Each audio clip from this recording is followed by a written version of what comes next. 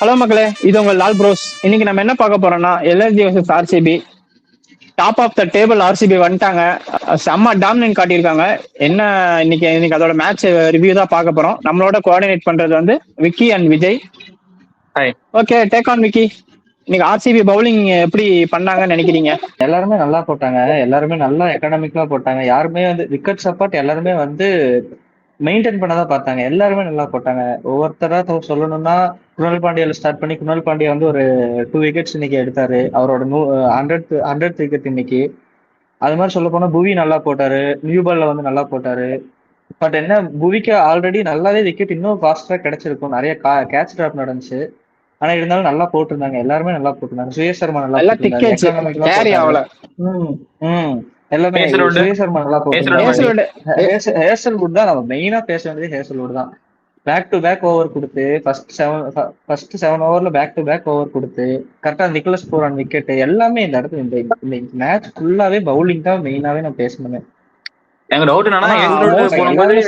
அதுவும் மெயினா வந்து நம்ம ரஷித் சலாம் அவரை தான் நம்ம ஃபர்ஸ்ட் பேசி ஆகணும். ஒரு யங்ஸ்டர் வந்து 4 விக்கெட்ஸ் ஒரு மேட்ச்ல எடுக்கிறதெல்லாம் வந்து ரொம்ப இது. அதுவும் லாஸ்ட் ஓவர்ல அந்த 2 விக்கெட்ஸ்லாம் செமையா போட்டிருந்தாரு. நல்லா யாக்கர் மாதிரி உள்ள இறக்கி செமையா போட்டிருந்தாரு. எல்லாருமே இன்னைக்கு நல்லா போட்டிருந்தாங்க.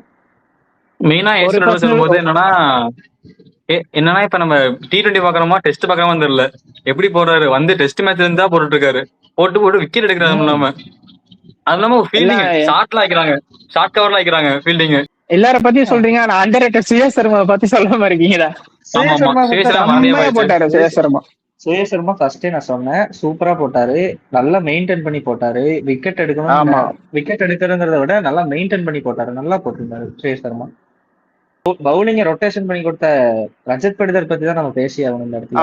ஆமா ஆமா, ஏன்னா டெம்டா இருக்கும். 7th ஓவர் வந்து மாதிரி கொடுக்க மாட்டாங்க. ஏன்னா டெத்ல ஏர் சொல்லிட்டு வச்சிருப்பாங்க. ஆனா ரசிக் தாரை நம்பி 7th ஓவர் ஏர் சொல்லிட்டு கொடுத்தது வந்து ரொம்ப கேப்டன்சி ஸ்பீக்ஸ் தான். இதுல அப்படியே எல்எஸ்சி பேட்டிங் போயிடலாம்.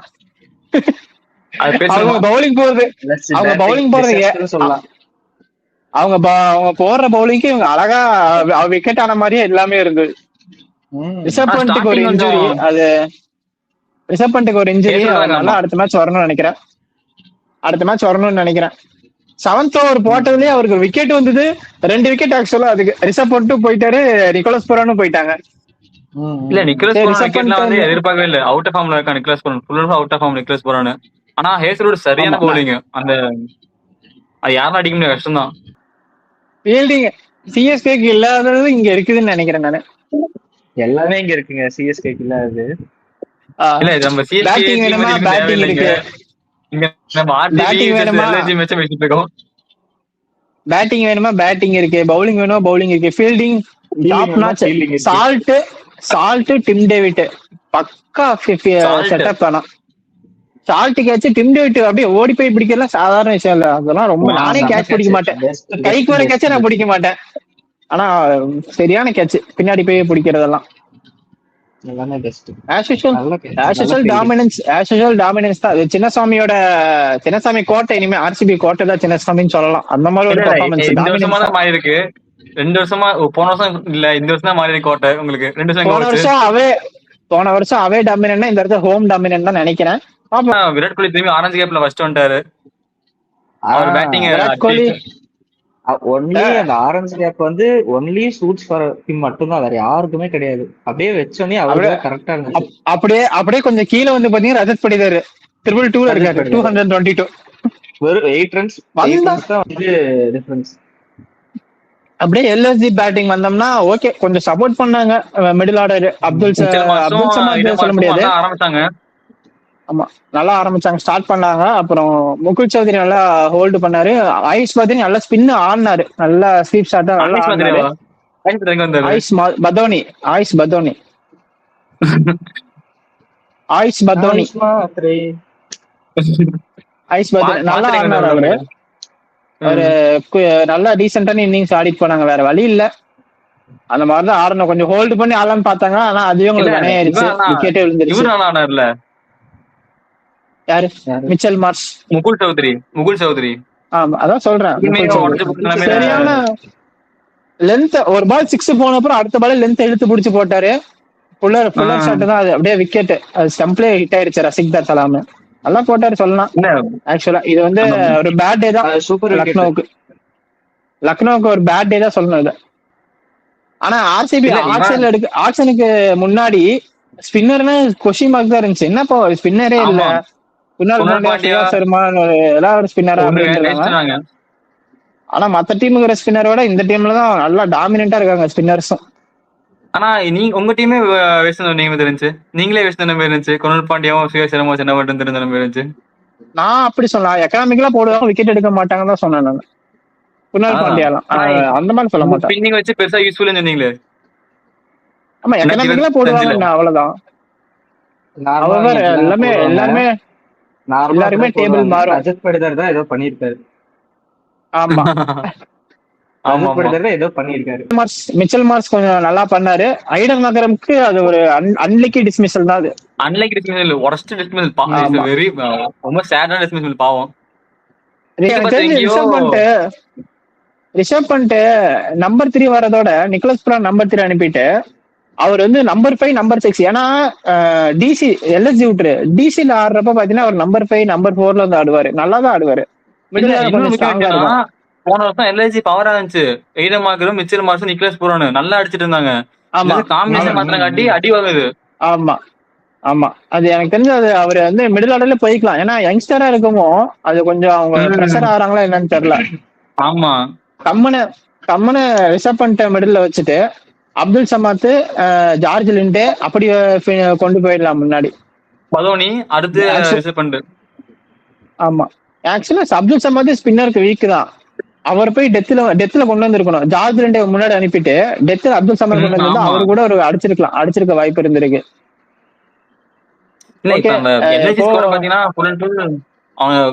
தட்டுத்த மாதிரி மேல. ஆமா, எப்படி அந்த 2 மேட்ச் யாருமே ஃபார்ம்ல இல்ல. யாரும் ஃபார்ம்லலாம் இந்த ஃபார்ம்ல 2 மேட்ச் ஜெயிச்சிருக்காங்க தான். அது எஸ்ஆர்ஹெச் கேகேஆர் கூட ஜெயிச்சிருக்காங்க. ஓகே, அப்படியே இது இன்னைக்கு ஃபுல்லா நேத்து எப்படி ஸ்பின் சோக்கும் இன்னைக்கு ஃபுல்லா பேஸ் பவுலர் சோக்கு தான்.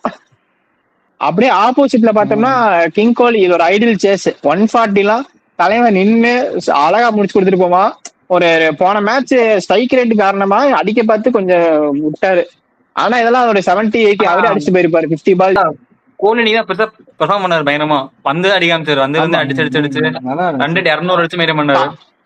ஆமா, ஸ்ட்ரைக் ரேட் 200 வரைக்கும் மெயின்டைன் பண்ணாரு. நீங்க இதே பாத்தீங்கன்னா மேட்ச் சீக்கிரமா முடிக்கணும் தான் வரிசையா ஜித்தேஷ் சர்மா, டிம் டேவிட், ரமோரையும் அனுப்புனாங்க. ஆனா விக்கெட் விழுந்திருந்தா குணால் பாண்டியா தான் அனுப்பியிருப்பாங்க. மேட்ச் ரன் ரேட்டுக்காகவே சீக்கிரமா அனுப்பிட்டாங்க. கோலி வந்து லாஸ்ட் மேட்ச் முதல் மேட்ச் யார் கூட ஆர்சிபிக்கு ஆர்ஆர் கூட அவங்க கூட இப்படிதான் கோலி கொண்டு போனாரு. பாத்தீங்கன்னா ரன்னே 31 ரன் நினைக்கிறேன். அது 27 ரன் வந்து ஃபுல்லா 4ல தான் வந்திருக்கு.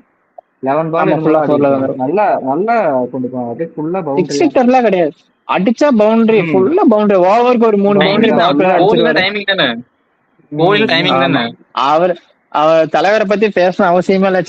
சேசிங்னா தான் சேஸ் மாஸ்டர் தான், அவரை விட்டுருங்க. ஜித்தேஷ் சர்மா வந்தாரு. ஜித்தேஷ் சர்மா ஒரு நல்ல ஒரு ஷோ. அங்க எல்ஐஜில அங்க எங்க விட்டாரோ அது இங்க ஆரம்பிச்சிட்டாரு. ஜித்தேஷ் சர்மா எல்ஐஜி கொண்டுனா அப்புறம் அவ்வளவுதான், என்னன்னே தெரியல. ஆமா, ஃபார்ம் எல்ஐஜியா நான் ஃபார்முக்கு வரணும்னு சொல்லி வந்துருவாரு. நல்ல ஷாட். அது திக்வேஷ் ரெட்டி ஓவர்ல 20 ரன் ஓவர். அது ரொம்ப ஒரு எக்ஸ்பென்சிவான ஆயிடுச்சு ஜித்தேஷ் சர்மா. அதெல்லாம் ரொம்ப எக்ஸ்பென்சிவான ஓவர். நல்லா அடிச்சாரு. ரஜத் பட்டிதார் அப்பா என்ன எப்படி என்ன சாப்பிடுறாருன்னே தெரியல. வந்தா 3 பால் பாதாரு, சரி இந்த பால் 6 அடிப்போம் அப்படின்னு சொல்லிட்டு 6 லாங் 6, பின்னாடி ஒரு 6. அது முகமது ஷமியா எதிர்பார்க்கவே இல்லை. பேட்டிங் மாத்திட்டாரு ஃபுல்லா. 2025க்குமே ரொம்ப மாத்திட்டாரு. ஃபுல்லா ஹிட்டிங் தான். ஃபர்ஸ்ட்ல வந்து பொறுமையா ஆடி ரன் எடுத்துட்டு இருப்பாரு. இப்ப ஃபுல் ஹிட்டிங் தான், ஃபுல் அண்ட் ஃபுல் வந்து அடிக்கிறது. போன வருஷம் இல்ல அடிப்பாரு. போன வருஷம் வந்து இந்த இன்ஜுரி ஆயிடுச்சு அவருக்கு விரல்ல. அதனாலதான் அவரால் கொஞ்சம் ஆரம்பில்ல. இந்த வருஷம் வந்ததுல இருந்து அடிதான். வந்தா ஃபர்ஸ்ட் பால் 6 தான் வந்தா. ஆமா, 6 மிஷின் தான். ஒரு 6 மிஷின் 6 ஹிட்டிங் மிஷின். அப்புறம் அவ்வளவுதான். 25-30 பால்ல தாண்டிச்சுனா ரன் எங்கேயோ போயிரும் நினைக்கிறேன். 15 ஓவர்ஸ்ல மேட்ச் முடிச்சிட்டாங்க. ரன் ரேட் ஏத்திட்டாங்க. Top of the table RCB. யாரு ஸ்டாப் பண்ண போறா அதை மட்டும் சொல்லுங்க. வேற எதுவும் வேணாம். யாரு ஸ்டாப் பண்ணுவா? யாரு வந்து அந்த டேபிள் பஞ்சாபா ஆர்ஆர் நாங்கெல்லாம் விடுங்க. போயிட்டோம். பஞ்சாப் யாருன்னு நினைக்கிறீங்க? நாங்க அஸ்வின் சொன்ன எல்லாம் மாதிரி போயிட்டோம். எப்படியும் வந்து பஞ்சாப் கூட கொஞ்சம் டஃப்பா தான் இருக்கும். எனக்கு தெரிஞ்சு மும்பை இதுல இருந்து இங்க இருந்து நல்லா ஆக்சலரேட் பண்ணி வருவாங்கன்னு நினைக்கிறேன். அவங்க வந்தாங்கன்னா அவங்க கூட கொஞ்சம் டஃப்பா தான் மும்பை போகும். அவ்வளவுதான். அவங்க மும்பை கண்டிப்பா இங்க வந்துடும் ஹைல. உனக்கு கண்டிப்பா அவங்க ஆக்சலரேட் மும்பை பண்ணிடுவாங்க. வந்து எனக்கு எனக்கு ஹார்திக் பாண்டியா மேல கான்பிடென்ட் இருக்கு, சொதப்பிடுவாருன்னு. இல்ல அவங்க கொஞ்சம் அழுதுட்டான். மும்பை அழுது கண்டிப்பா. கஷ்டப்பட்டு ஒரு எனக்கு மன என்னன்னா உளைச்சல் டீம் எனக்கு ஃபுல்லா. ஆமா சேம் பஞ்சாப் ஆர்சிபி டிசி அந்த 3 டீமோட தான் கொஞ்சம் பஞ்சாப் ஆர்ஆர் டிசி அந்த 3 டீம் மட்டும் கொஞ்சம் இதா இருக்கு. பஞ்சாப் ஆர்ஆர் கொஞ்சம் டஃப் தான். ஆர்ஆர் கூட டஃப்னு சொல்ல முடியாது. நம்ம அந்த ஒரு ஃபர்ஸ்ட் ஒரு 3 2 விக்கெட் மேக்ஸிமம் 2 விக்கெட், அந்த 2 விக்கெட் தூக்கிட்டா ஆர்ஆர் கூட ஈஸி தான். பஞ்சாப்னா கூட கொஞ்சம் நல்லா எல்லாரும் 2 சைடுமே பேட்டிங் பவுலிங் ரெண்டுமே அவங்க பக்கம் நல்லா இருக்குன்னு சொல்லிட்டு சொல்லலாம். இதுல பஞ்சாப் பாத்தீங்கன்னா ஆர்சி மேட்ச் பயங்கரமா இருக்கும். 2 பவர் ஸ்குவாட், சரியான மேட்சா இருக்கும். ரிவெஞ்சா இருக்கும் லாஸ்ட் ஃபைனலுக்காக. ஓ ஆமாமா, LHC பவுலிங் பத்தி பேசணுமான்னு பேச கேட்டேன். வேணாம் தான் ஒதுக்கி வேற பேசிட்டு இருக்கோம், வேற போயிட்டு இருக்கோம். பேச வேணாம்.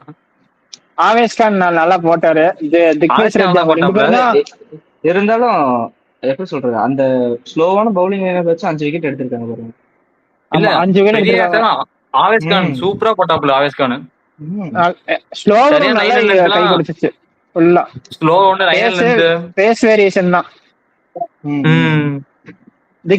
உங்க டீம் பார்த்தா என்னன்னா 2 விக்கெட் போனா அடுத்து ரஜத் பட்டிதாரு, அடுத்த விக்கெட் போனா டிம் டேவிட், அடுத்த விக்கெட் போனா ரொமேஷ் செப்பர்டு, அடுத்து போனா நிதேஷ் சர்மா இருக்கான், ஆண்டி ஃபிளவர், டிகே, அப்புறம் மோபட். 3 பேர் ஆக்ஷன் நல்லா வர்க் பண்ணிருக்காங்க. மோபட் அவன் தான் டீம் மாத்திரான் ஃபுல்லா. ஆமா, நல்லா ஆர்சிபி டாமினேட் காட்டிட்டு இருக்காங்க ஆர்சிபி இன்னைக்கு. ஆமா, அது கொஞ்சம் இன்ஜுரி, ஆங்கிள் இன்ஜுரி, அதனால போட்டாங்க. Okay, no problem. அடுத்த மேட்ச்ல இருந்து ஃபீல்டு வந்துருவாரு. ஓகே, உங்களோட டாப் 4 யார் வருவாங்கன்னு நினைக்கிறீங்க? ஏன்னா 5 மேட்ச் கிட்டத்தட்ட முடிஞ்சு. எனக்கு தெரிஞ்சு என்ன டிசைட் பண்ணலாம். டாப் 4 ஐ திங்க் வந்து ஆர்சிபி ஃபர்ஸ்ட். ஆர்சிபி ஆர் ரெண்டுல ஏதாவது ஒரு டீம் ஃபர்ஸ்டா இருப்பாங்க கண்டிப்பா. செகண்ட் பிளேஸ்ல கண்டிப்பா பஞ்சாப் இருப்பாங்க. தேர்ட்ல மும்பை. ஐ திங்க் ஆனா சிஎஸ்கேவும் மேல வருவாங்கன்னு நான் நினைக்கிறேன். ஆர்சிபி, ஆர்ஆர், மும்பை வந்துருவாங்க. RCB, RR, Mumbai, Punjab 4 team சொல்றியா? நீடா Vijay? First Punjab, second RCB, third MI, fourth CSK. எனக்கு டிசி சோக் பண்ணு. பத்ரிநாத் அவர் வந்து சிஎஸ்கே விட மாட்டாரு. அவர் வந்து பத்ரிநாத் மாதிரி சொம்பு கொடுத்துருவாரு. அவர் டாப் 4 சொல்லணுமா? என்னோட டாப் 4 வந்து இந்த டைம் டிசி சோக் பண்ண, போன வருஷம் மாதிரி சோக் பண்ண மாட்டாங்கன்னு நினைக்கிறேன். அதனால DC, RR, Punjab, RCB 4 team வருவாங்க. ஆர்சிபி டாப் 2ல கண்டிப்பா வந்துடும். DC, RR, Punjab, RCB. இன்னைக்கு ஒண்ணு சொல்லணும், பத்ரிநாத் ரொம்ப ஒரு மாதிரி காண்டு ஏத்துறான் எனக்கு. என்னன்னா, போன சீசன் வந்து ஆர்ஆர் மேட்ச்ல பாத்தீங்கன்னா ஏஸ்லூட் வந்து ஒரு பால் போட்டிருப்பான், பேக் ஆஃப் த பேட்ல பட்டிருக்கோம், துருவ் ஜுவல் விக்கெட். 12 பாலுக்கு 18 ரன் வேணும். அந்த டைம்ல அழகா ரிவ்யூ யாருக்குமே அப்பீல் பண்ணிருக்க மாட்டாங்க. நிதேஷ் சர்மா தான் ரிவ்யூ கேட்டிருப்பான். ரிவ்யூ கேட்டு அதை அவுட் ஆகி அந்த மேட்சை டேர்ன் பண்ணிருப்பான் வின்னிங் சைட்ல. அது லூசிங் சைடு தான், அது வின்னிங் சைட்ல மாத்திருப்பான். அந்த ஒரு நம்பிக்கையில தான் அவன் ரிவ்யூ எடுக்கிறான். அவனுக்குன்னு ஒரு விக்கெட் கீப்பிங் சென்ஸ் இருக்கு. அந்த சென்ஸ் எடுக்கிறான். அவன் இப்ப என்ன சொல்றான், ஏங்க நிதேஷ் சர்மா சொல்ல நம்பில எடுக்காதீங்க ரிவ்யூ. அவன் என்னங்க இந்த அவரோட எமோஷனல் ஆளு, அவர்ல நம்பி எடுக்க மாட்டேன், நாளை போக மாட்டேன். உண்மைதான், ஏமாத்திருக்கான். ஏங்க அவரு சொல்ல மாட்டேன். எம்ஐ கப்பாசிட்டர் 240 அடிச்சதுக்கு 240 எல்லாம் வந்து பெரிய ஸ்கோர்னு சொல்ல மாட்டாங்க. 240 அவருக்கு ஈஸி ஸ்கோர் தானா? அவன் ஃபுல்லா ஒரு வேஸ்ட். அது எனக்கு சொல்றதுக்கே சொன்னா தப்பா போயிடுன்னு தோணுது. வேணாம், நேத்து சொல்றாரு 190 வந்து கேகே சேஸ் பண்றது ரொம்ப கஷ்டம் அப்படிங்கிறாரு. கஷ்டம் ஆமா தானே, அது கஷ்டம் அப்படியே இல்லையே, சொல்றாங்க. 190 பண்ணலையே. அது எப்படி 190 கஷ்டமா இல்ல பண்ணல பத்தி பேசல. 190 சேஸ் பண்றது கஷ்டமாமா. 240 கஷ்டம் ஆக்சுவலா தான். வந்து ஈஸியா. கேகேஆர் கஷ்டம் அது. எம்ஐ ஸ்குவாட் வேற, கேகே ஸ்குவாட் இல்ல. நேத்து பொறுத்த வரைக்கும் நேத்து நீங்க ஆடி இருக்கீங்க. ஓகே, ரெண்டு டீமும் ஒரே மாதிரிதான். ஓகேயா? ஏய், ஆமா எப்படி ஆமா கேகேஆர் கஷ்டம்னா உங்களுக்கு Comeback சேம் தானே டேய். கஷ்டம் தான். Okay okay okay